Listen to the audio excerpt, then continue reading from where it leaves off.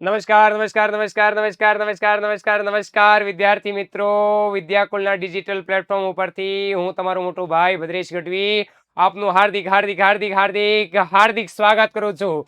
જી હા વિદ્યાર્થી મિત્રો, હવે આપણે ધોરણ 6 ની અંદર વિષય સામાજિક વિજ્ઞાનનો પણ અભ્યાસ કરવા જઈ રહ્યા છીએ.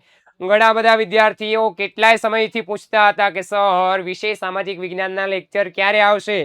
તો આ લેક્ચર હવે આપણી યુટ્યુબ ચેનલ ઉપર શરૂ થઈ ચૂક્યા છે.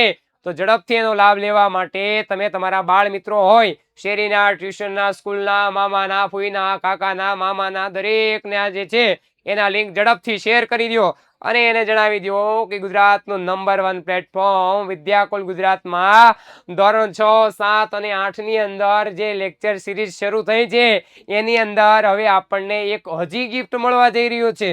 તો કે શું છે એ ગિફ્ટ? તો કે ધોરણ 6, 7 અને 8 એમાં આજે જે પહેલું લેક્ચર છે એ ધોરણ 6 ના વિદ્યાર્થીઓ માટેનું ગિફ્ટ કે જેની અંદર ખાસ કરીને ધોરણ 6 ના વિદ્યાર્થીઓને વિશેષ સામાજિક વિજ્ઞાનનું ગિફ્ટ મળવા જઈ રહ્યું છે. જી હા વિદ્યાર્થી મિત્રો, જે આ વિશેષ સામાજિક વિજ્ઞાન છે કે જેનું નામ આ વખતે કંઈક બદલાઈ ચૂક્યું છે, એનું નામ કંઈક એવું છે કે સમાજની શોધયાત્રા ભારત અને તેનાથી આગળ. કેવું નામ થઈ ચૂક્યું છે? તો કે સમાજની શોધયાત્રા ભારત અને તેનાથી આગળ. જે ધોરણ 5 ની અંદર તમે પર્યાવરણ ભણતા હતા એના કરતા એક લેવલ ઉપર, એટલે આપણા ધોરણ 6 નું સામાજિક વિજ્ઞાન. અને આ ધોરણ 6 ના સામાજિક વિજ્ઞાનમાં આપણે આજે ભણવાના છીએ. શું ભણવાના છીએ સાહેબ? ઝડપથી દેખાડો અમને. તો જી આ વિદ્યાર્થી મિત્રો, આ સરપ્રાઈઝ સ્પેશિયલ તમારા માટે છે, એનો લાભ લેવાનું ચૂકતા નહીં. અને આ સરપ્રાઈઝ હવે આપણે ઓપન કરવા જઈ રહ્યા છીએ કે જે સરપ્રાઈઝ છે ધોરણ 6 ના વિદ્યાર્થીઓ માટે વિષય સામાજિક વિજ્ઞાન પાઠ પહેલો, જેનું નામ છે પૃથ્વી પરના સ્થાનોની સ્થિતિ. શું નામ છે પેલા પાઠનું નામ? તો કે પૃથ્વી પરના સ્થાનોની સ્થિતિ. ધોરણ 6 ની અંદર જ્યારે વિદ્યાર્થીઓ ક્યારુના રાહ જોઈને બેઠા હતા અને એના માટે આ સ્પેશિયલ ગિફ્ટ આવી ચૂક્યું છે. સિરીઝની અંદર વિશેષ સામાજિક વિજ્ઞાનના પણ જ્યારે લેક્ચર ચાલુ થઈ રહ્યા છે અને એમાંય પહેલું ચેપ્ટર કે જેનું નામ છે પૃથ્વી પરના સ્થાનોની સ્થિતિ. તો તમે જ્યાં પણ બેઠા હો ત્યાંથી આ વિડીયોને એક વખત લાઈક કરી દો અને આ ચેનલ ઉપર જો હજી નવા છો તો એને સબસ્ક્રાઇબ કરી નાખો, કારણ કે હવે તો તમને તમારો મનપસંદ વિષય એટલે કે સામાજિક વિજ્ઞાન પણ ભણવા મળવાનો છે ભાઈ. અને આ વિજ્ઞાન સામાજિક વિજ્ઞાન વિષયની અંદર આપણે ભૂકા બોલાવી દેવાના છે, પૂરેપૂરા માર્ક્સ મેળવવાના છે. એટલા માટે આ પાઠનો આપણે જે વિગતવાર અભ્યાસ કરવા જઈ રહ્યા છે જેનું નામ છે પૃથ્વી પરના સ્થાનોની સ્થિતિ. જી સાહેબ, અમને અભ્યાસ કરાવો કે આ પાઠની અંદર આપણે શું અભ્યાસ કરવાનો છે. તો ચાલો હું તમને જણાવી દઉં કે પૃથ્વી પરના સ્થાનોની સ્થિતિની અંદર આપણે શું અભ્યાસ કરવાના છીએ. તો કે પૃથ્વી એ નામ તમે સાંભળ્યું છે. હવે એના જે સ્થાન હોય ને એની સ્થિતિ, ખરેખર પૃથ્વી ઉપર જે સાગર હોય, મહાસાગર હોય, સમુદ્ર હોય, ખંડ હોય કે કોઈ પણ વસ્તુ હોય કે કોઈ પણ જગ્યા હોય એની એક ચોક્કસ સ્થિતિ હોય. દાખલા તરીકે આપણે ભારત દેશ છે તો પૃથ્વી ઉપર એના સ્થાનની સ્થિતિ ક્યાં એવો ભારત દેશ ગમે ત્યાં, વચ્ચે, આડો, ઊભો, નીચે, એમ નહીં. તો દરેકની સ્થાનની સ્થિતિ નિશ્ચિત હોય. જેવી રીતે કે આપણે ગોતવું હોય કે આપણું ઘર ક્યાં આવ્યું, એને જો આપણને પ્રશ્ન અહીંયા આપ્યો છે કે પૃથ્વી પર મારું ઘર ક્યાં છે. કેવો પ્રશ્ન આપ્યો છે? તો કે પૃથ્વી ઉપર મારું ઘર ક્યાં છે. Where is my home on અર્થ, એટલે કે ક્યાં છે મારું ઘર પૃથ્વી ઉપર.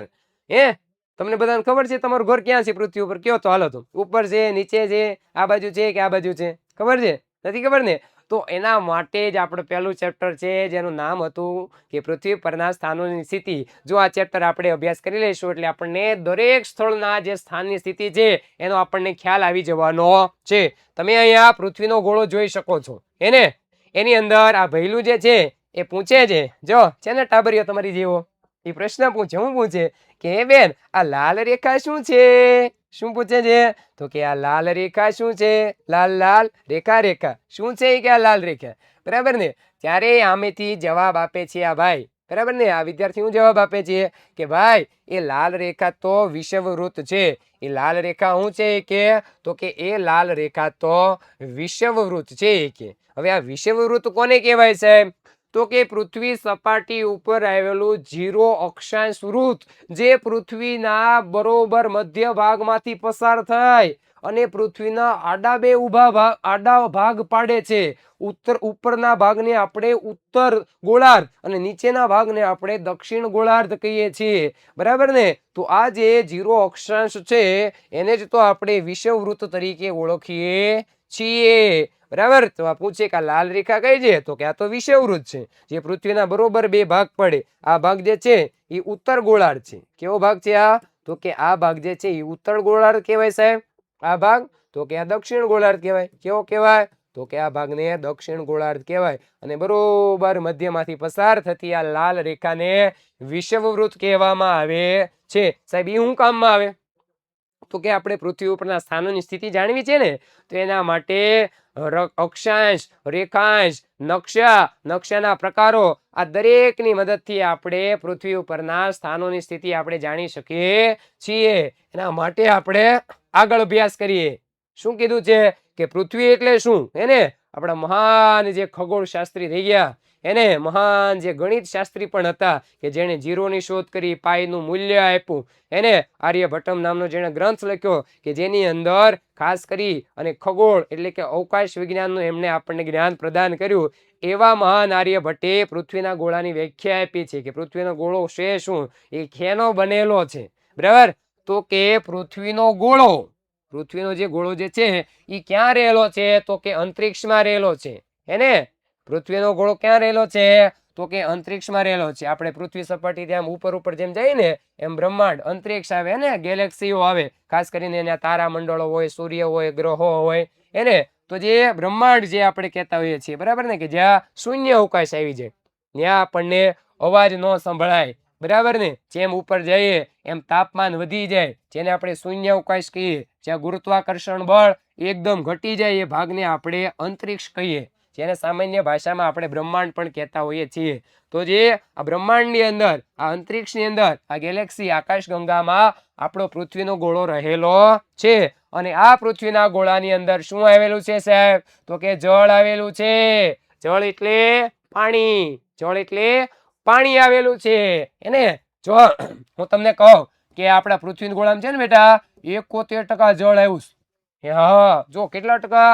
71% જલાવરણ એટલે કે જળ આવેલું છે. અને ભૂમિ, તો કે ભૂમિ એટલે જમીન, એ 29%માં આવેલી છે. કેટલા ટકામાં? 29%માં ભૂમિ એટલે કે જમીન આવેલી છે. મોટા ભાગે જળ જ છે પૃથ્વીના ગોળામાં. ત્યારબાદ અગ્નિ. સાહેબ અમે અગ્નિ તો જોઈ નહીં. તો કે એ અગ્નિ તો પૃથ્વીના પેટાળમાં છે. પૃથ્વીનો ગોળો જે બનેલો છે તો એના પેટાળની અંદર અગ્નિ. સાહેબ આ અગ્નિ ક્યાંથી આવી?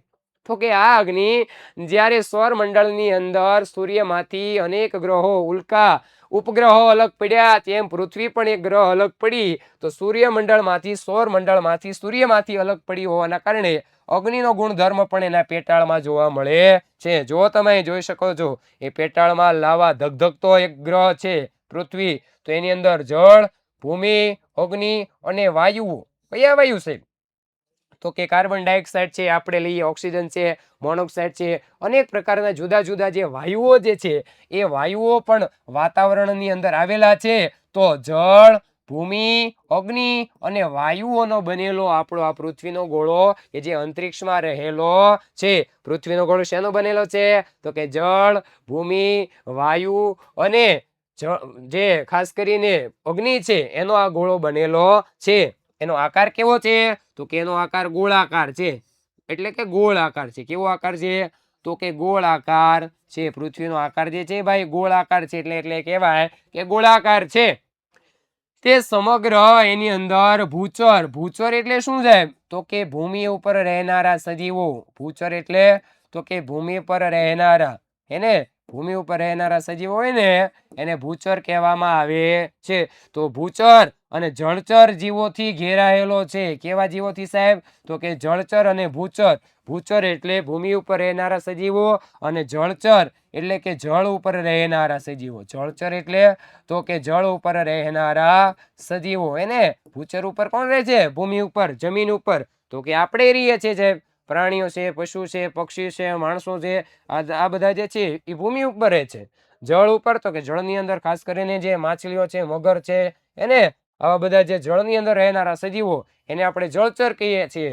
તો આર્યભટ્ટે આપણને ઈસવીસન 500 CE એટલે કે સામાન્ય એરા એને સામાન્ય સંવત અથવા તો ઈસવીસન 500 અથવા તો ઈસવીસન 500 સામાન્ય વર્ષની અંદર એવું કીધું કે પૃથ્વીનો ગોળો અહીંયા અંતરિક્ષમાં રહેલો છે, એની અંદર જળ છે, ભૂમિ છે, અગ્નિ અને વાયુઓનો બનેલો આ એક ગોળાકાર ગ્રહ છે કે, અને એની અંદર ભૂચર એટલે કે ભૂમિમાં રહેનારા સજીવો અને જળચર એટલે જળની અંદર રહેનારા સજીવો જે છે એનાથી આ ઘેરાયેલો આ ગ્રહ છે.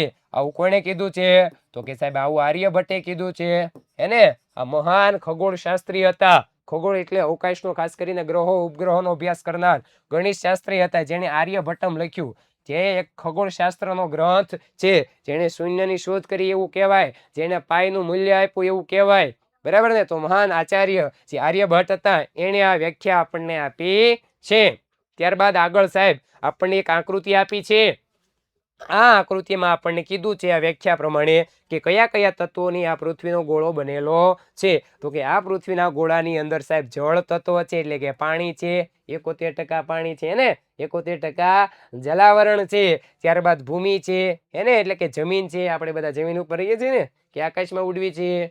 તો ભૂમિ એટલે કે 29% ભૂમિ ભાગ ધરાવે છે, 71% જળ ભાગ ધરાવે છે પૃથ્વી. ત્યારબાદ પેટાળની અંદર અગ્નિ તત્વ ધરાવે છે અને વાતાવરણની અંદર વાયુ તત્વ ધરાવે છે. તો પૃથ્વીનો ગોળો જળ, ભૂમિ, અગ્નિ અને વાયુઓનો બનેલો છે, જેની અંદર ભૂચર જીવો અને જળચર જીવો વસવાટ કરે છે. ભૂચર એટલે ભૂમિ ઉપર રહેનારા સજીવો, પ્રાણીઓ છે, પશુ છે, પક્ષી છે, માણસો છે. જો આપણને અહીં કેટલાક પ્રાણીઓ આપ્યા છે ભાઈ, આમાં વાઘ છે, સિંહ છે, હાથી છે, હરણા છે, એને જળચરમાં માછલીઓ છે, શાર્ક માછલી, ડોલ્ફિન માછલી, આવા બધા જળની અંદર રહેતા હોય એને. તો પૃથ્વીનો ગોળો ક્યાં છે? તો કે સાહેબ અંતરિક્ષમાં છે. જળ, ભૂમિ, અગ્નિ અને વાયુનો બનેલો છે. આકાર કેવો છે? તો કે ગોળ ગોળ. પૃથ્વીનો આકાર કેવો? તો કે ગોળ ગોળ. અને એની અંદર ભૂચર એટલે તો કે ભૂમિ ઉપર રહેનારા સજીવો, અને જળચર એટલે તો કે જળ ઉપર રહેનારા સજીવો વસવાટ કરે. આવું કોણે કીધું? તો કે આવું સાહેબ આર્યભટ્ટે કીધું. એને ક્યારે કીધું? તો કે ઈસવીસન 500 CE એટલે શું થાય? તો કે સામાન્ય કોમન એરા. કોમન એરા એટલે કે સામાન્ય વર્ષો. એને આપણા પાઠ્યપુસ્તકની અંદર કંઈક આવું જે છે એ આપણને પૃથ્વીનો આકાર દર્શાવતું ચિત્ર આપેલું છે, જે તમે અહીંયા સ્ક્રીન ઉપર પણ જોઈ શકો છો. અને જો તમે આ વ્યાખ્યા બરોબર સમજી લીધી હોય અને હજી તમારે લાઈક કરવાનું બાકી રહી ગયું છે, તમે કદાચ જો ભૂલી ગયા છો, તો ઝડપથી મારા ડાયા વિદ્યાર્થી એકવાર લાઈક તો કરી દો. અને લાઈક કરી દીધી છે સાહેબ, પણ સબસ્ક્રાઇબ કરવાનું મારે બાકી છે એમ. તો ચાલો સબસ્ક્રાઇબ કરી નાખીએ, જેથી કરીને આવા સરસ મજાના વિડીયો તમને રોજે રોજ મળતા રહે અને તમે તમારો અભ્યાસ જે છે એ ખૂબ જ પાવરફુલ બનાવી શકો. ક્લાસની અંદર ખાસ કરીને તમે પાવરફુલ વિદ્યાર્થીમાં ત્યારે આવશો કે જ્યારે તમે ગુજરાતનું નંબર 1 પ્લેટફોર્મ વિદ્યાકુલની અંદર અભ્યાસ કરશો, બરાબર ને? તો આ વિદ્યાકુલની અંદર અભ્યાસ કરી અને તમારે તમારા ક્લાસની અંદર પાવરફુલ બનવાનું છે. એના માટે આપણે આગળ અભ્યાસ કરીએ કે આ મહત્વપૂર્ણ પ્રશ્નો જે છે કે જેની અંદર આ પાઠ પૃથ્વી પરના સ્થાનોની સ્થિતિમાં મહત્વપૂર્ણ પ્રશ્નો, અને આપણે એના જવાબ મેળવી અને એનો અભ્યાસ આગળ કરવાનો છે. કે આ પાઠમાં આપણે શેનો અભ્યાસ કરીશું? પૃથ્વી પરના સ્થાનો છે તો એમાં નકશાનો, એના માટે નકશો શું છે એ આપણે અભ્યાસ કરીશું. પછી તો કે આપણે નકશાનો ઉપયોગ કેવી રીતે કરીએ છીએ? નકશો જોયો છે ને તમે બધાય? ભારતનો, ગુજરાતનો, વિશ્વનો, પૃથ્વીનો. તો આપણે નકશો શું છે એના વિશે આપણે માહિતી મેળવશું આ પાઠમાં. આપણે નકશાનો ઉપયોગ કેવી રીતે કરીએ, અને હવે દરેક વિદ્યાર્થી ભાઈ બધા મોબાઈલ ઘુમાડતા જોઈશું. મેપ જો, એ મેપ એટલે જ નકશો, ઇંગ્લિશમાં મેપ કહેવાય, હેને? તો નકશો એટલે શું આપણે વિગતવાર અભ્યાસ કરવાનો છે, એનો ઉપયોગ કેવી રીતે થાય, બરાબર, કેવી રીતે કરીએ, તેના ઘટકો, તેના પ્રકારો, ખાસ કરીને જે સંજ્ઞા છે, રૂઢ સંજ્ઞા છે, દિશા છે, તો એના મુખ્ય 3 ઘટકો છે ભાઈ, હેને? 3 ઘટકો જે છે, દિશા છે, રૂઢ સંજ્ઞા છે, હેને? તો એમના આપણે અભ્યાસ કરી. ત્યારબાદ નિર્દેશાંકો શું છે, ખાસ કરીને જે નિર્દેશિત કરે, જે દર્શાવે એને નિર્દેશાંકો કહેવાય, એને. તો એનો આપણે અભ્યાસ કરી અને પૃથ્વી ઉપર કોઈ પણ સ્થાન છે ભાઈ, એને, તો એને ચિહ્નિત કરવા માટે, એને શાના માટે સાહેબ? તો કે દર્શાવવા માટે. શાના માટે? દર્શાવવા માટે, એટલે કે ચિહ્નિત કરવા માટે. અક્ષાંશ અને રેખાંશનો આપણે ઉપયોગ કેવી રીતે કરી શકાય છે ને એનો અભ્યાસ પણ આમાં કરવાનો છે. પછી જો સમય બે પ્રકારના હોય, કોઈ એક પ્રોપર સ્થળનો જે સમય હોય ને બેટા, એને આપણે સ્થાનિક સમય કહીએ છીએ. શું કહીએ છીએ? સ્થાનિક સમય કહીએ છીએ. દાખલા તરીકે હું તમને આપણે ભારતનું ઉદાહરણ આપું. અરુણાચલ પ્રદેશ છે ને પૂર્વમાં આવેલું રાજ્ય, અને પશ્ચિમમાં છેલ્લું રાજ્ય ગુજરાત. તો એ બંનેના સમય વચ્ચે તફાવત છે. ત્યાં આપણી કરતા સૂર્યોદય સવારમાં સૂર્યનો ઉદય 2 કલાક પહેલા થાય અને આપણે પછી થાય. તો એ સ્થાનિક સમયમાં આપણે 2 કલાકનો તફાવત છે. હેને એનો આપણે અભ્યાસ કરીએ ત્યારે હું તમને વિગતવાર સમજાવીશ કે એ સ્થાનિક સમય જે છે એ સ્થાનિક સમય વિશે આપણે જાણીએ શકીએ. ત્યારબાદ ઓલ ઓવર જે સમય હોય વિશ્વમાં, જેને આપણે પ્રમાણભૂત સમય કહેતા હોઈએ, એનો પણ આપણે રેખાંશ સાથે કેવી રીતે સંબંધિત છે એનો અભ્યાસ આ મહત્વના પાઠ છે જેનું નામ છે પૃથ્વી પરના સ્થાનોની સ્થિતિ. પૃથ્વી પરના સ્થાનોની સ્થિતિ કે જેની અંદર આપણે અભ્યાસ કરવાનો છે. તો ચાલો આપણે ચાલુ કરી દઈએ. અને એના માટે તમારે કલ્પના કરવાની છે, વિચાર કરવાનો છે. સાહેબ શું વિચાર કરવાનો છે? તો કે હું તમને કહું, એક વિચાર કરો. હાલો કે તમે કોઈ જે છે શહેરની મુલાકાત લેવા માટે જાઓ છો. તમે ફરવા જાઓ છો, બધા ક્યાં જાઓ છો? તો કે ફરવા જાય છે સાહેબ. હા, ક્યાં ફરવા જશો ખબર છે તમે? તો કે રાજસ્થાન બહુ ગમે. તો હું તમને રાજસ્થાન મોકલો, તો તમે જે છે રાજસ્થાન ફરવા માટે જાઓ છો. હવે રાજસ્થાનની અંદર તમે ઉદયપુર જે છે, ત્યાં ઉદયપુર સિટીની અંદર સિટી પેલેસ જે છે, આ સિટી પેલેસની અંદર મહેલની અંદર તમારે ફરવા જવું છે. પણ તમે ઉદયપુરની અંદર ઉતરો છો, પણ તમને ખબર નથી કે સિટી પેલેસ ક્યાં આવેલું છે, બરાબર ને? તો તમે ત્યાં ઉતર્યા પછી શું કરશો? કોઈ વ્યક્તિને પૂછશો, ત્યાં જે સ્થાનિક વ્યક્તિ હોય એ સ્થળે રહેતો હોય એને ઉદયપુરમાં, એને પૂછશો કે મારે અહીંયા જવું છે, ક્યાંથી જવાય? અને જો તમને એને નથી પૂછવું અથવા તો એને રાજસ્થાની જ આવડે છે, હિન્દી કે ગુજરાતી નથી આવડતી ભાઈ, તો તમે મોબાઈલમાં મેપ ખોલશો, નકશો જોશો અને નકશાની મદદથી તમે એ સ્થળની અંદર પહોંચશો. તો તમારી એક કલ્પના એવી કરવાની છે કે તમે કોઈ પ્રથમ વખત જે છે એ શહેરની મુલાકાત લ્યો છો. એને ઉદયપુર જાઓ છો ભાઈ, રાજસ્થાન જાય છે મારા દરેક વિદ્યાર્થી. એને તો એ ઉદયપુર શહેરની અંદર કે શહેરમાં જે સ્થળોની તમે મુલાકાત લેવા માંગો છો, એને મહેલ જોવા જાઓ છો તમે રાજાનો, હેને, તો ત્યાં તમે એ સ્થળ કેવી રીતે શોધી શકીશો? તો તમે એના માટે કોની મદદ લ્યો? તો કે સ્થાનિક વ્યક્તિની મદદ લઈએ અમે. ત્યાં સ્થાનિક વ્યક્તિને એ સ્થળે રહેતો હોય ઉદયપુરની અંદર, તો એ પ્રોપર વ્યક્તિ હોય, એ સ્થાનિક વ્યક્તિને અમે પૂછીએ તો એને આપણે પૂછી શકીએ. અથવા તો એને જો ન પૂછવું હોય, અથવા તો એને ન પૂછવું હોય તો એ શહેરનો નકશો જોઈને અમે ત્યાં વહી જઈએ છીએ, કે નકશો જોઈ શકીએ છીએ. જો આપણને કઈ શહેરનો નકશો આપ્યો છે, એને જો આપણને નકશો ખ્યાલ હોય તો નકશામાં કયું સ્થળ કઈ જગ્યાએ આવ્યું એ આપણે આસાનીથી શોધી શકીએ છીએ. અને અગાઉના ધોરણમાં તમે નકશા વિશે તો કેટલીક બાબતો શીખી લીધી. 5મા મતે યાદ કરો, નકશો આવતો, ગુજરાતનો નકશો, ભારતનો નકશો, વિશ્વનો નકશો, આવા જુદા જુદા નકશાઓ આવતા. તો એમાં નકશા વિશે તમે થોડી ઘણી માહિતી મેળવી ચૂક્યા છો. પણ આ પ્રકરણની અંદર તો તમારે વિગતવાર એટલે કે વિસ્તારથી અભ્યાસ કરવાનો છે. કેવી રીતે અભ્યાસ કરવાનો છે? તો કે વિગતવાર ધોરણ 6 માં આપણે અભ્યાસ કરીશું. તો ચાલો આપણે વિગતવાર અભ્યાસ કરીએ. એના માટે પહેલા હું તમને એક રમત રમાડું. સાહેબ રમત? હા હા, ચાલો રમત રમાડું. કે ચાલો આપણે દરેક વિદ્યાર્થી એક રમત રમીએ. કેવી રમત સાહેબ? તો કે નીચે આપેલા નાના શહેર છે, એક નાનું એવું શહેર છે, હેને, તો આ શહેરમાં આ શહેરનો જે નકશો તમને આપ્યો છે મારા વિદ્યાર્થી મિત્રો, તો એનું તમારે અવલોકન કરવાનું છે. સાહેબ અવલોકન એટલે શું? સાહેબ તો કે અવલોકન એટલે બેટા નિરીક્ષણ, ધ્યાનથી જોવું. દાખલા તરીકે તમે એક્ઝામ આપો છો ત્યારે જે ટીચર, જે શિક્ષકો તમારું નિરીક્ષણ કરે છે, અવલોકન કરે છે કે નથી કરતા? તો એવી રીતે તમારે પણ આ નકશાનું અવલોકન, ધ્યાનથી નિરીક્ષણ જોવાનું છે. જે આપણા પાઠ્યપુસ્તકમાં આકૃતિ 1.1 ની અંદર આવો નકશો આપ્યો છે. અને તમારે કલ્પના કરવાની છે. સાહેબ કેવી કલ્પના કરવાની છે? કે તમે રેલવે સ્ટેશન જે છે ને ક્યાં છે? તો કે આ રહ્યું. એમ તો કે આ રેલવે સ્ટેશનમાં રેલગાડીમાંથી તમે હમણાં જ ઉતર્યા છો, એને બૂટ પહેરી ચકોમકો થઈ સૂટ બૂટ પહેરી અને રેલવે સ્ટેશનમાં રેલવેમાંથી જે રેલ આવી છે એમાં તમે હજી ઉતર્યા જ છો, હેને? તો હજી ઉતર્યા જ છો. અને નકશા ઉપર જે ચિલિત બેંક, ચિલિત એટલે દર્શાવી, ચિલિત એટલે શું થાય બેટા? તો કે ચિલિત એટલે દર્શાવેલી. તો કે આ નકશામાં બેંક કઈ છે સાહેબ? તો કે આ ક્યાં છે સાહેબ? અરે બેટા જો અહીંયા તો આ નકશામાં તમે રેલવે સ્ટેશને ઉતર્યા છો એટલે અહીંયા બેંકમાં ત્યાં તમારે જવું છે ને, કારણ કે તમે રેલવે સ્ટેશને ઉતર્યા છો, ફરવા માટે આવ્યા છો ને, તો ફરવા માટે આવો એટલે પૈસા જોઈએ એટલે તમે બેંકમાં જતા હશો. તો તમે કયા માર્ગથી જશો આપણને એવો પ્રશ્ન પૂછ્યો છે કે તમે ચૂકુ ચૂકુ ચૂકુ ચૂકુ કરતી ગાડી આવી, આ ગાડીમાંથી ઉતર્યા, ઉતરીને હવે તમે બેંકે જવા માંગો છો અને તમારી પાસે આવો નકશો હોય તો તમે કયા માર્ગે જશો? તો કે અમને જે સરળ પડે, અમને જે પહેલા પહોંચાડે એને નજીક હોય એવો માર્ગ અમે પસંદ કરશું. તો આ છે રેલવે સ્ટેશન, આ છે બેંક. આપણે જોઈએ કે કયા માર્ગથી આપણે બેંકે જઈશું. તો કે અમે અહીંથી જશું સાહેબ, જો અહીંથી ચાલુ કરીને જો શાળા આવી, જો અહીં શાળા આવી ને, પછી અહીંયા બજાર આવી, ભાઈ અહીંયા આવશો બાદ આપણે ખરીદી કરવા, બેંકેથી પૈસા લઈ આવીને એટલે પછી અહીંયા સંગ્રહાલય એટલે કે વાટમાં મ્યુઝિયમનો રસ્તો આવે અને આ પગી ગયા આપણે બેંકે હે ને. તો આખો જે છે એ આપણે રસ્તો મેળવી લીધો સાહેબ, બરાબર ને. તો અમે એ માર્ગ જે છે એ પહેલો માર્ગ અમે જોયો. પછી આપણને હું આગળ કીધું કે શું અન્ય કોઈ સંભવિત માર્ગ છે?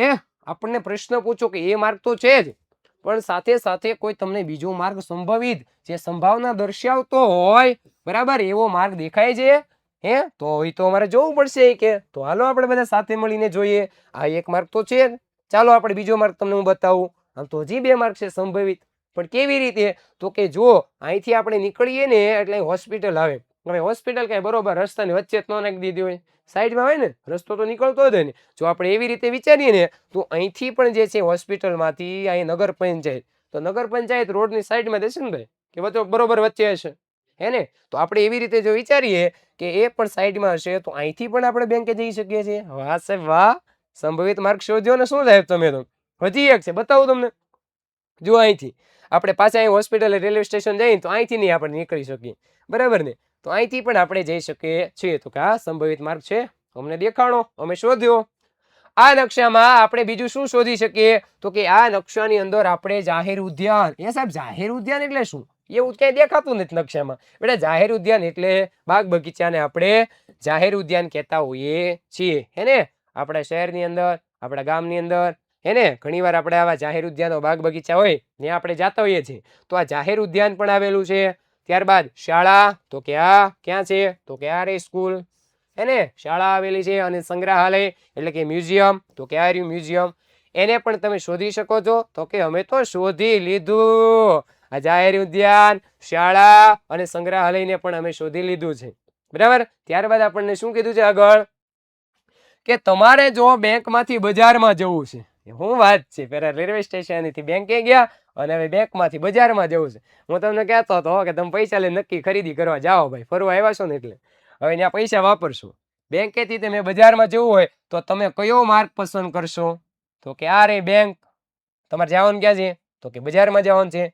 તો કે એમાં અહીંયા સંગ્રહાલય વાળો માર્ગ હોય એ જ પસંદ કરીએ ને, અમને આ નજીક પડે ભાઈ, બરાબર ને. આમ અમે આમ ક્યાંય ઊંધા ફરીને જઈએ, હા હા કેટલું આગું પડે. આમ જો તો એ ધંધો કરાય ન કરાય, આખું ઉલટું પડે. આ નજીક પડે તો કે અમે અમારા નજીકનો જે સંગ્રહાલય વાળો માર્ગ છે એ અમે પસંદ કરશું. એના માટે અમારી પાસે નકશો છે અને એ જ નકશો અમને ઉપયોગમાં આવે છે, બરાબર. તો નકશા દ્વારા આપણે સરળતાથી કેવી રીતે પહોંચી શકીએ? જો તો આ નકશાનું ખૂબ જ મહત્વ રહેલું છે, આપણને ખૂબ જ ઉપયોગી છે. ત્યારબાદ નકશો બીજી કઈ રીતે ઉપયોગી હોઈ શકે? તો કે નકશો એ ખજાનાની શોધ માટે એને આપણે જો ખજાનો શોધવો હોય અને આપણી પાસે નકશો હોય તો ખજાનાની શોધ માટે માર્ગદર્શન, આપણને ગાઈડન્સ પૂરું પાડે કે અહીંયા ખજાનો દાટેલો છે અને આપણે બધાને જવાનું છે ખજાનાની શોધ માટે. તો એના માટેનો આપણને ગાઈડન્સ એટલે કે માર્ગદર્શિકા દર્શાવે છે, આપણને માર્ગદર્શન આપે કે અહીંથી અહીંયા જાઓ, અહીંથી અહીંયા જાઓ, આવું આવશે અને પછી ત્યાં ખજાનો હશે. તે તમને બતાવે છે કે કયું સ્થળ ક્યાં આવેલું છે અને ત્યાં કેવી રીતે પહોંચી શકાય એને. એના માટે આપણે નકશો ખૂબ જ ઉપયોગી છે કે કયું સ્થળ ક્યાં આવેલું છે, બરાબર ને, કેવી રીતે આપણે પહોંચી શકીએ. એના માટે શેનો ઉપયોગ આવે? તો કે સાહેબ નકશાનો ઉપયોગ આવે છે, બરાબર. હવે નકશાના જમણા ખૂણે ઘણી વખત તીર આપેલા હોય હે ને. ઘણી વખત જો આવું એક જ તીર આપ્યું હોય, આવું એક તીર આપ્યું હોય, સાઈડમાં લખ્યો હોય એન, એન એટલે નોર્થ અને નોર્થ એટલે ઉત્તર હે ને. તો આવું ઉત્તર આપ્યું હોય તો એ ઉત્તર દિશા દર્શાવે છે. પણ આપણને તો એ ચાર ચાર તીર આપ્યા છે. કેટલા? ચાર ચાર તીર આપ્યા. એના ઉપર આપણે ધ્યાન આપવાનું. તો હાલો ધ્યાન આપીએ. તો કે ઉત્તરનું તીર જે ઉપર તરફ જાય છે એ ઉત્તરનું તીર છે, નીચે તરફ જાય દક્ષિણ દિશાનું તીર છે, ડાબા હાથ બાજુ છે પશ્ચિમનું છે, જમણા હાથ બાજુ છે એ પૂર્વનું છે, હે ને? તો આ જે તીર બધા જે છે એ શું દર્શાવે ખબર છે? તો કે દિશાઓ દર્શાવે છે. શું દર્શાવે છે? તો કે દિશાઓ. આ મેન દિશા છે. ઉત્તર, દક્ષિણ, પૂર્વ અને પશ્ચિમ. આ પેટા દિશા છે. ઉત્તર પશ્ચિમ, દક્ષિણ પશ્ચિમ, દક્ષિણ પૂર્વ અને ઉત્તર પૂર્વ, હે ને? એમાં જો તમે ઉત્તર પશ્ચિમમાં વાયવ્ય દિશા આવેલી છે. આ બાજુ પાકિસ્તાન આવ્યું, હે ને? આ બાજુ નૈઋત્યનો ખૂણો આવ્યો છે, હે ને? નૈઋત્યના મોસમી પવન અહીંથી વાય. અગ્નિ ખૂણો આવ્યો છે જો અહીંયા. અને આ છે ઈશાન. આ શું છે? ઈશાન. તો આવી રીતે દિશાઓ દર્શાવે છે. આ જે ચારે ચાર તીર જે છે એના ઉપર આપણે ધ્યાન કરીએ તો આપણને ચોક્કસથી દિશાઓ જે નિર્દેશ કરે છે એટલે કે દિશાઓ દર્શાવે છે. અને નકશાને સમજવા માટે આ તીર ખૂબ જ ઉપયોગી છે. જે દિશા દર્શાવતા તીર છે આપણને ખ્યાલ આવે કે કઈ દિશામાં આપણે જવાનું છે, કઈ તરફથી જવાનું છે, એના માટે આ ચારે ચાર તીર જે છે એ ખૂબ જ ઉપયોગી છે. અને આપણે આગળ જોઈશું તે ભાઈ શું જોઈશું કે આ કઈ રીતે આપણને ચોક્કસ દિશાઓનો નિર્દેશ કરે છે એટલે કે દર્શાવે છે, હે ચોક્કસ રીતે દિશા દર્શાવે છે અને નકશાને સમજવામાં વધારે મદદરૂપ થાય એમ. હા, તો નકશાને સમજવા માટે આ જે દિશાઓના તીર આપ્યા છે આપણને વધુમાં વધુ મદદરૂપ થાય છે. હવે આપણે અભ્યાસ કરવાનો છે નકશો અને એના ઘટકો. કે ક્યારના નકશો કરો સાહેબ, નકશો છે હું, બરાબર ને? અને એના ઘટકો એટલે શું છે? તો કે નકશો એ ખાસ કરીને એવું પ્રતિકારાત્મક સ્વરૂપ છે, હે ને? એવું ચિત્ર છે જે કોઈ મોટો વિશાળ ભાગ હોય ને, આ વિશાળ ભાગને કોઈ એક ખાસ કરી અને એક નાના એવા કાગળની અંદર આપણે દર્શાવી શકીએ, એનું પ્રતીક દર્શાવી શકીએ, એની કોપી દર્શાવી શકીએ, એવું એક ચિત્ર એને નકશો કહેતા હોઈએ. એની અંદર અંતર હોય, દિશા હોય, રૂઢ સંજ્ઞાઓ હોય, તો એ એના મહત્વના ઘટકો છે. નકશાની અંદર એના મૂળ 3 ઘટકો છે. અંતર છે, દિશા છે અને રૂઢ સંજ્ઞાઓ છે. એનો હવે આપણે આગળ અભ્યાસ કરવાનો છે કે નકશો અને તેના ઘટકો. આપણે હવે શેનો અભ્યાસ કરવાનો છે બાળકો? તો કે નકશો. સાહેબ નકશો કોને કહેવાય અને નકશાના ઘટકો કોને કહેવાય, હે ને? તો નકશાની વ્યાખ્યા જોશું, ત્યારબાદ એના ઘટકો જે છે 3 ઘટકો છે ખાસ કરીને. પહેલું છે દિશા. પહેલું શું છે? તો કે દિશા. હમણાં આપણે જોઈ ને ઉત્તર પશ્ચિમ ને આવી બધી ચારે ચાર દિશાઓ જોઈ છે, દિશા. બીજું આપણે શું જોયું? દિશા. પછી અંતર, કેટલું આઘું છે એ ક્યાં? આપણે સુરત થી અમદાવાદ જવું હોય તો આ કેટલું આઘું છે કે? તો પેલા તો કઈ દિશામાં આવ્યું એ જોવાનું આપણે. બીજું અંતર. અને ત્યારબાદ જે હતું એ શું હતું? તો કે દિશા, અંતર અને રૂઢ સંજ્ઞાઓ, હે ને? શું હતું? તો કે રૂઢ સંજ્ઞાઓ. સાહેબ આ રૂઢ સંજ્ઞાઓ કોને કહેવાય? તો કે જે આપણને ખબર છે શાળામાં શાળા દોરી હતી, સંગ્રહાલયમાં સંગ્રહાલય દોર્યું હતું, જે ચિહ્નો હતા ને, ચિત્રો, એને રૂઢ સંજ્ઞા કહેવાય. એનો આપણે આગળ અભ્યાસ કરવાનો છે, નકશાનો અને તેના ઘટકો. એમાં પહેલું ઘટક દિશા, અંતર અને રૂઢ સંજ્ઞા. પહેલા આપણે ભણીએ નકશો એટલે શું. આપણે સરળ ઉદાહરણથી સમજી શકીએ છીએ. જો આપણને વ્યાખ્યા આપી છે નકશાની વ્યાખ્યા, હા નકશાની વ્યાખ્યા આપી છે, તમને પૂછાય કે નકશો એટલે શું, તો તમે જો લખી શકશો અહીં વ્યાખ્યા છે કે સાહેબ નકશો એટલે એ કોઈ પણ વિસ્તાર હોય. શું સાહેબ અમારા ગામનો, અમારા શહેરનો, અમારી શેરીનો વિસ્તાર આ નકશો દોરી શકીએ? હા દોરી શકીએ. એ કોઈ પણ વિસ્તાર હોય આપણો, એનું પ્રતીક, એની કોપી, હે ને? એવું ને એવું. તો એવું ને એવું એનું પ્રતીક જે છે એનું આપણે નિરૂપણ કરીએ એટલે આલેખન કરીએ. નિરૂપણ કરવું એટલે શું થાય? તો કે આલેખન, દર્શાવવું, એવું દોરવું. તો એવું દોરેલું અથવા તો એ ચિત્ર એટલે નકશો, બરાબર ને? તો નકશો એટલે કોઈ પણ વિસ્તારનું પ્રતિકારાત્મક નિરૂપણ અથવા તો ચિત્ર છે, જેને આપણે નકશા તરીકે ઓળખીએ છીએ. જેને આપણે કેવી રીતે ઓળખીએ છીએ? તો કે નકશા તરીકે ઓળખીએ છીએ. જો તમને મજા આવી રહી હોય અને હજી લાઈક કરવાની બાકી હોય તો ઝડપથી મારા વાલા વિદ્યાર્થીઓ એક લાઈક કરી દો. અને હજી સુધી તમે આ ચેનલને સબસ્ક્રાઇબ નથી કરી તો સબસ્ક્રાઇબ કરી નાખો, કારણ કે તમારા માટે દરરોજ હવે જે છે એ વિષય સામાજિક વિજ્ઞાનના, વિજ્ઞાન ટેકનોલોજીના, ઇંગ્લિશના અને ગણિતના આવા મહત્વના વિષયોના વિડીયો તમારા માટે ગુજરાતનું નંબર 1 પ્લેટફોર્મ વિદ્યાકુલ ગુજરાત, એમાંથી તમને આવા વિડીયો મળવાના છે જેનાથી તમારું રિઝલ્ટમાં એકદમ સુધારો થવાનો છે, બરાબર ને? તો આ વર્ષે તમને આવું ગિફ્ટ મળી રહ્યું છે અને આ ગિફ્ટનો તમે પૂરેપૂરો લાભ લ્યો. વિદ્યાકુલ દ્વારા તમને આવું ગિફ્ટ મળી રહ્યું છે તો બીજા વિદ્યાર્થીઓ સુધી પણ એને પહોંચાડો કે વિદ્યાકુલ વાળાએ આ વર્ષે આપણને આવું સરસ મજાનું ગિફ્ટ આપ્યું છે. ભલે એની અંદર એક નાનો વિસ્તાર હોય કે આપણું ગામ હોય નકશામાં ચિત્રમાં કે કોઈ નગર હોય નકશામાં કે કોઈ એક મોટો વિસ્તાર હોય નકશામાં. માની લો કે તમારો જિલ્લો છે ભાઈ, હે ને? તમારો જિલ્લો હોય, હાલો બધા પોતપોતાનો જિલ્લો કોમેન્ટ કરી દો. હાલો તમે કયા જિલ્લામાંથી જોવો છો ફટાફટ. હાલો દરેક વિદ્યાર્થી પોતાનો જિલ્લો કોમેન્ટ કરી દેજો. અમારે કોમેન્ટ આ બોક્સ આખું ભરાઈ જવું જોઈએ કે પોતાનો બધાનો જિલ્લો એમાં લખેલો હોવો જોઈએ. તમને તમારો જિલ્લો કયો છે ખબર છે ને? હાલો તો લખી નાખો ફટાફટ.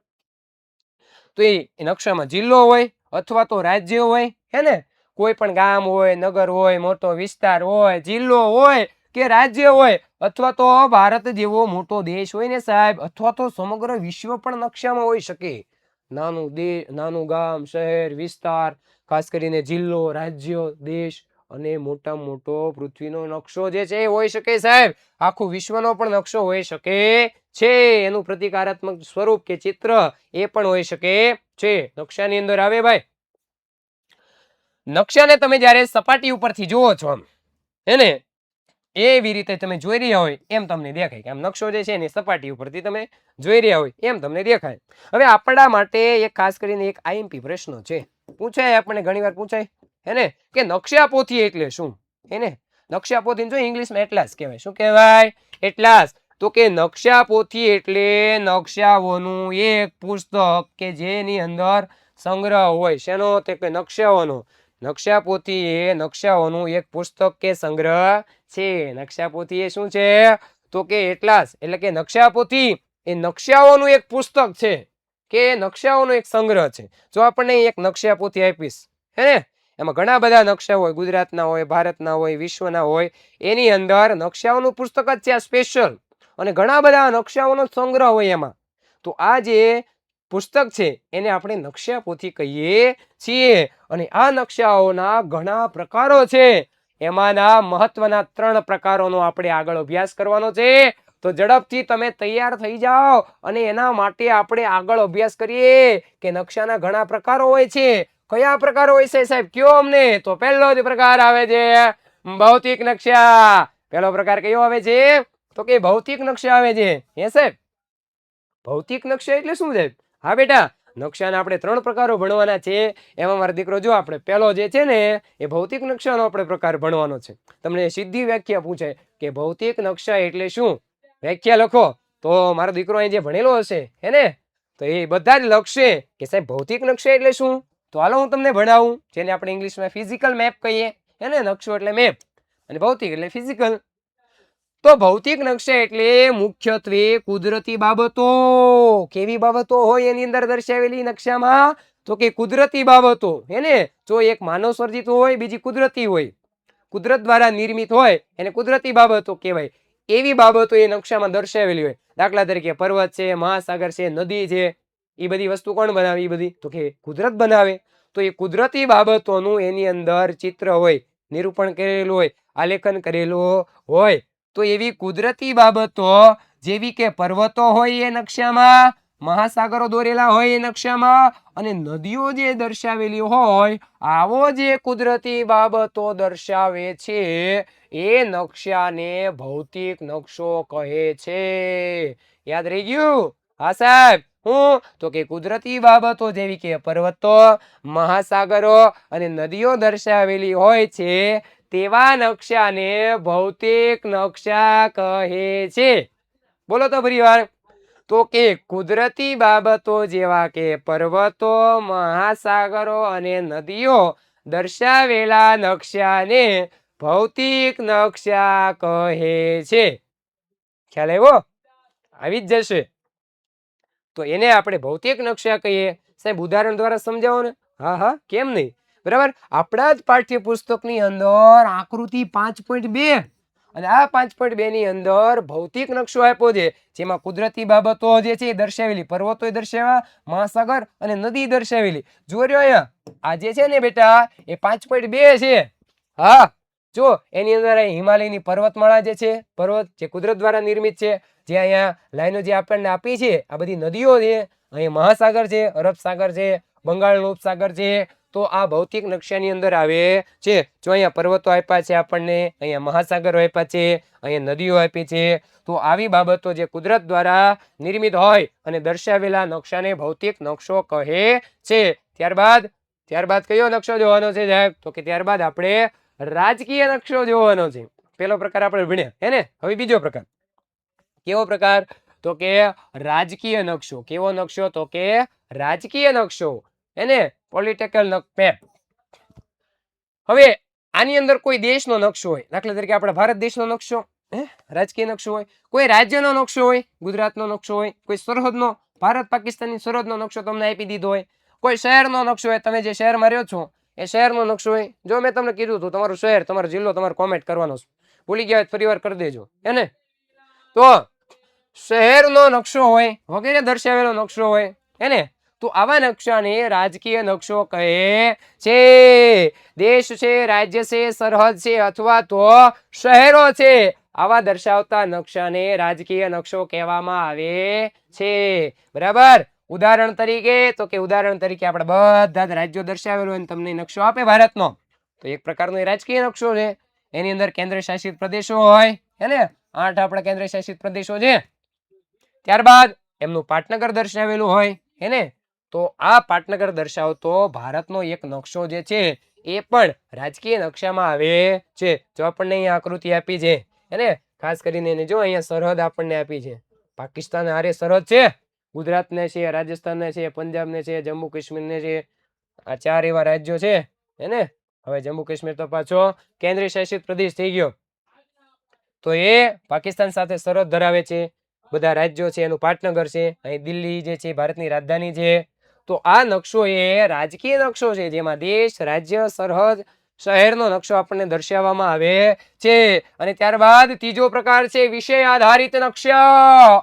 કેવો પ્રકાર છે? તો કે વિષય આધારિત નકશા. બરાબર ને. આ વિષય આધારિત નકશાની અંદર શું હોય સાહેબ? તો કે બેટા એમાં તો કોઈ ચોક્કસ પ્રકારની માહિતી પ્રદાન કરેલી હોય. વિષય આધારિત નકશા એટલે જેની અંદર ચોક્કસ પ્રકારની માહિતી પ્રદાન કરેલી હોય એને વિષય આધારિત નકશા કહેવામાં આવે છે. દાખલા તરીકે, ઉદાહરણ તરીકે આકૃતિ 6.3 એની અંદર અને 8.1 માં જે ચોક્કસ વિષય, દાખલા તરીકે અહીંયા સિંધુ ખીણ, સરસ્વતી એને હડપ્પા સંસ્કૃતિની વિષય જે છે એને લગતી માહિતી આપણને આપેલી છે. તો આ માહિતી જે વિષય આધારિત જ ખાલી આપી છે, તો આવો જે નકશો હોય બેટા એને વિષય આધારિત નકશો કહેવામાં આવે છે. એને શું કહેવામાં આવે છે? વિષય આધારિત નકશો કહેવામાં આવે છે. બરાબર છે. તો આજે આપણે અહીં સુધી રાખીએ છીએ અને આવતા લેક્ચરમાં મળીએ. અને એક વખત કહી દો કે જો આ ચેનલ ઉપર હજી તમે નવા છો અને સબસ્ક્રાઇબ નથી કરી તો મારા બેટા સબસ્ક્રાઇબ કરતા જજો. લાઈક કરવાની બાકી હોય તો એ પણ કરીને જજો. અને તમારા મિત્રોને આ લેક્ચર હવે તમે જોઈ લીધો હોય તો એને પણ શેર કરી દેવાનો રહેશે. આજના લેક્ચરની અંદર પૃથ્વી પરના સ્થાનોની સ્થિતિ, એની અંદર નકશાના પ્રકારો, બરાબર, એના વિશે આપણે અભ્યાસ કર્યો. હવે પછી આપણે નવા લેક્ચરની અંદર આપણે અભ્યાસ આગળ કરીશું. ત્યાં સુધી જય હિન્દ, જય ભારત, જય જય ગરવી ગુજરાત.